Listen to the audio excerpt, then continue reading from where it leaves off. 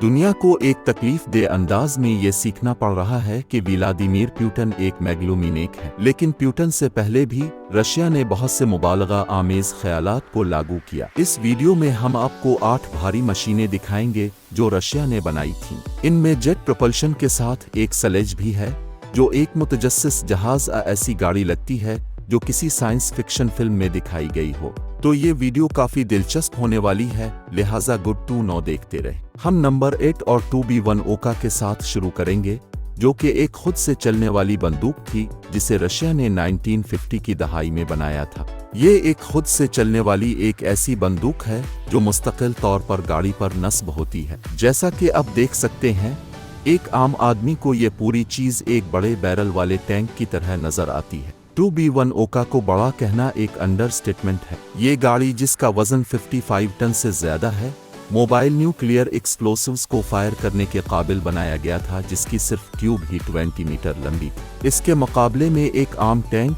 जैसा कि American Sharmin tank सिर्फ 6 मीटर लंबा होता है। 2B1 ओका का एक्सप्लोसिव मटेरियल भी इसी मुनासबत से बनाया गया था। एक सिंगल एक्सप्लोसिव डिवाइस का वजन 750 किलोग्राम था और इसे 50 किलोमीटर दूर तक फायर किया जा सकता था। अगरचे ये देखने में तो यकीनन काफी मुतासिर कुन लगता है, लेकिन अमली तौर पर 2B1 ओका बिलाखिर नाकाम हो गया। SPG हर 5 मिनट में सिर्फ एक गोली चला सकती थी और जब गोली चलाई जाती तो रिकॉल इतना मजबूत था कि इससे गाड़ी को बहुत नुकसान पहुंचा। इसलिए रशिया ने सिर्फ 3 साल बाद ही इस मशीन की प्रोडक्शन बंद कर दी और आज अब सेंट पीटर्सबर्ग के आर्टिलरी म्यूजियम में सिर्फ एक बाकी मानदा मिसाल देख सकते हैं। इसके बाद नंबर 7 पे एक वायलेंट मशीन के साथ कंटिन्यू करते हैं जो बैटल मोल के नाम से मशहूर हुई। हम ट्रीबिल्यू सबटरेन के बारे में बात कर रहे हैं, जिसे आप एक सबमरीन की तरह तसव्वुर कर सकते हैं जो पानी के नीचे नहीं जाती बल्कि इसकी बजाय जमीन को खोदती। साइंस फिक्शन लिटरेचर में काफी लंबे अरसे से रशिया 1950 की दहाई से रिसर्च कर रहा था कि क्या हकीकत में बैटल मोल को नाफिज किया जा सकता है। 1964 में वो वक्त आ चुका था जब सोवियत यूनियन ने एक ऑपरेशनल मॉडल पेश किया जो एक छोटे न्यूक्लियर रिएक्टर के जरिए चलाया गया था, जो बज़ाहिर आसानी से जमीन में बोर हो गया था। इसके अलावा इस बैटल मोल को पानी के नीचे भी 100 मीटर की गहराई तक चलने के काबिल होना था ताकि उसे ज़ेरे जमीन और समंदर दोनों में इस्तेमाल किया जा सके। एक टेस्ट में बैटल मोल 3 मीटर की गहराई में 15 किलोमीटर तक ज़ेरे जमीन सफर करने में कामयाब रहा। ताहम उसके बाद मशीन फट गई और बड़े खतरे की वजह से इस बैटल मोल गाड़ी की मजीद प्रोडक्शन रोक दी गई। अब हम नंबर 6 पर आते हैं, एक जबरदस्त मशीन पे जिसे रशिया ने हाल ही में तैयार किया है जो काफी इम्प्रेसिव है। रोबो-सी एक ह्यूमनॉइड रोबोट है जो बाकी रोबोट जो आज तक बनाए गए हैं के मुकाबले में कहीं ज्यादा इंसान लगता है। दरहकीकत इस रोबोट में जिस्म के 29 मूवेबल बॉडी पार्ट्स हैं जो न सिर्फ हरकत कर सकते हैं, मिसाल के तौर पर आईब्राउज आमों, बल्कि वो 600 ह्यूमन इमोशंस का इजहार भी कर सकते हैं। लिहाजा जब रोबो-सी नाराज या उदास होता है तो ये हैरत अंगेज लगता है। सिर्फ यही नहीं बल्कि रोबो-सी 10 मुख्तलिफ ज़बानें बोलता है और इसमें 1 लाख से ज़्यादा स्टोर्ड लैंग्वेजेस के मौजूद हैं जिनसे ये जुमले बना सकता है। फ्यूचर में अब रोबो-सी को जेंडर, एज, फिजिकल अपीयरेंस और इंडिविजुअल आवाज़ के साथ अपनी ज़ाती ख्वाहिशात के मुताबिक तरतीब देने के काबिल बनाया जा रहा है ताकि मिसाल के तौर पर उसे घरेलू मदद के लिए इस्तेमाल किया जा सके। आप ऐसे रोबोट को किस चीज़ के लिए इस्तेमाल करना पसंद करेंगे, हमें कमेंट्स में ज़रूर बताइएगा। रशिया की इस फ्यूचर मशीन के बाद अब हम नंबर 5 पर आते हैं, एक पुरानी ईजाद जो काफ़ी पागल लगती है जिसका नाम सोविनो प्रोजेक्ट है। दरहकीकत 1930 की दहाई में रशिया ने एक बड़ा भारी बम्बार तैयार किया जिसमें छोटे फाइटर पायलट्स प्रो के नीचे और अगले हिस्से में सवार थे। इसके पीछे ख्याल ये था कि एक बड़ा तैयारा लंबे डिस्टेंस के लिए छोटे तैयारों को ट्रांसपोर्ट कर सकता है और इस तरह फ्यूल की बचत कर सकता है। हमले की सूरत में छोटे तैयारों को छोड़कर वहां से टेक ऑफ किया जा सकता है। तो ये एक उड़ने वाले तैयारा, एक कैरियर जहाज की तरह था। ये सब कुछ सुनने में तो अजीब लगता है, लेकिन इसने हकीकत में काम किया। सोविनो प्रोजेक्ट न सिर्फ टेस्ट में कामयाब रहा बल्कि वर्ल्ड वॉर 2 में जर्मनी के खिलाफ जंग में 16 बार इस्तेमाल किया गया। चूंकि बड़े ट्रांसपोर्ट तैयारे बहुत आहिस्ता उड़ते थे तो ये दुश्मन के लिए एक इजी टारगेट भी था اس لیے اس پروجیکٹ کو بعد میں ختم کر دیا گیا۔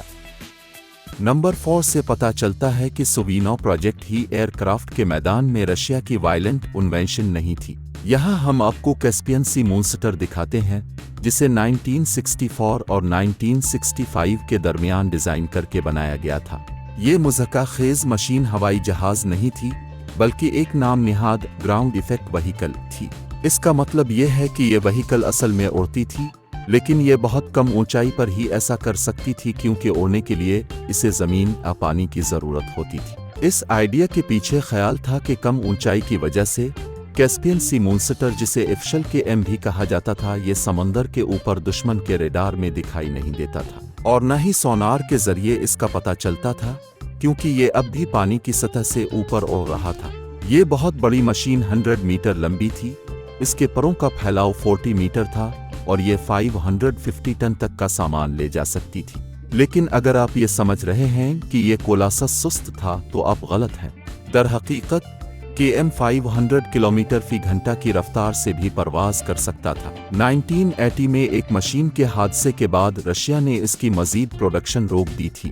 ایک مشین سے جو پانی کی سطح سے بالکل اوپر اڑتی تھی سے نمبر 3 پہ ایسی مشین کی طرف آتے ہیں جو پانی کے اندر چلتی ہے، یعنی کہ 84 ایکاٹرنبرگ نیوکلیئر پاورڈ سب میرین جو 1982 کے بعد بنائی گئی تھی۔ اگرچہ رشیا نے اس سے پہلے بھی مختلف نیوکلیئر سب میرین بنائی تھی، لیکن K-84 بالکل مختلف تھی۔ یہ 150 میٹر لمبی تھی، اس میں 2 نیوکلیئر ری ایکٹر تھے جو 16 نیوکلیئر میزائل لے جا سکتے تھے، جو اسے انتہائی خطرناک بنا دیتے تھے۔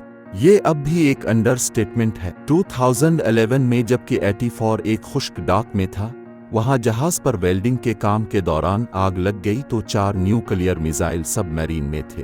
آگ پر قابو پانے میں فائر فائٹرز کو پورا دن لگ گیا۔ اگر آگ پر قابو نہ پایا جاتا تو چرنوبل نیوکلیئر ڈیزاسٹر کی طرح ایک دھماکے کا سبب بن سکتی تھی۔ خوش قسمتی سے نمبر 2 میں موجود مشین اتنی خطرناک نہیں بلکہ زیادہ متجسس ہے۔ شنیکوڈ ایمفیبیس وہیکل کا نام صرف سنیل کی یاد دلانے والا نہیں ہے، بلکہ بلڈرز نے دراصل اس گاڑی کی ڈرائی جانوروں سے لی تھی۔ شنیکوڈ، جس کا پہلا ماڈل 1970 کی دہائی میں بنایا گیا تھا، گاڑی کے فرش پر ہیلیکل فلوٹس کو گھما کر آگے بڑھتا ہے۔ دونوں بینجو بوٹس کی اپنی ڈرائیو ہے تاکہ گاڑی نہ صرف آگے یا پیچھے کی طرف چل سکے بلکہ گھمائی بھی جا سکے۔ چونکہ بینجو بولٹ ویل زنجیروں کے بجائے استعمال کیے جاتے ہیں، اس لیے شنیکوڈ پانی کے ساتھ ساتھ کسی بھی نرم سطح پر بھی چل سکتا ہے، جو اسے برف کیچڑ میں استعمال کے لیے مثالی بناتا ہے۔ جو چیز بہت اچھی لگ رہی ہے، اس کا پریکٹیکل طور پر ایک بڑا نقصان بھی ہے۔ سنیل وہیکل سڑک جیسی سالڈ زمین پر نہیں چل سکتی کیونکہ یا تو سکریو گھومتے ہیں یا وہ زمین کو پھاڑ دیتے ہیں۔ اس لیے یہ کوئی تعجب کی بات نہیں ہے کہ یہ مشین شاذ و نادر ہی عمل میں آئی ہے۔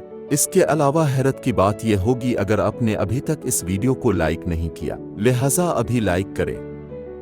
آخر میں ہم آپ کو نمبر 1 پہ ایک بھاری مشین جسے رشیا نے 1959 میں بنایا تھا سے متعارف کرانا چاہتے ہیں، جس کے بارے میں اب سب سے پہلے یہ سوچتے ہیں کہ یہ مذاق ہے، حقیقت نہیں۔ تاہم جو آپ یہاں دیکھ رہے ہیں وہ حقیقت ہے۔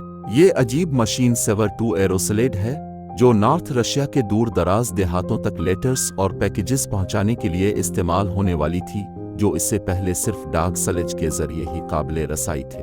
ایک گیز M20 پوبیدا 1940 کی دہائی کا ایک مضبوط کار ماڈل کو اس مشین کی بنیاد کے طور پر استعمال کیا گیا۔ کار کو سکڈز پر لگایا گیا تھا اور یاک 12 ہوائی جہاز کے انجن کو پروپلشن کے لیے شامل کیا گیا تھا اور ایروسلز نے جنم لیا۔ یہ عجیب نظر آنے والی گاڑی بھی کام کرتی تھی، لیکن چونکہ یہ کچھ سنگین مسائل کا شکار تھی، اس لیے جلد ہی اس کا استعمال بند کر دیا گیا۔ ایک طرف گاڑی کو پہاڑوں پر چڑھنے میں مشکلات کا سامنا تھا تو دوسری طرف اسے صحیح سے کنٹرول نہیں کیا جا سکتا تھا تاکہ تنگ راستوں پر ٹھیک طریقے سے چل سکے، اور پارسل کی ٹرانسپورٹ کے لیے بھی اس میں سٹوریج کی جگہ بہت کم تھی۔ اگر آپ کو یہ ویڈیو رشیا کی بنائی گئی 8 فیوریس مشینوں کے بارے میں دلچسپ لگی ہے تو اس طرح کی مزید ویڈیوز کے لیے چینل کو سبسکرائب کریں اور دیکھتے رہیں۔ ملیں گے اگلی ویڈیو میں۔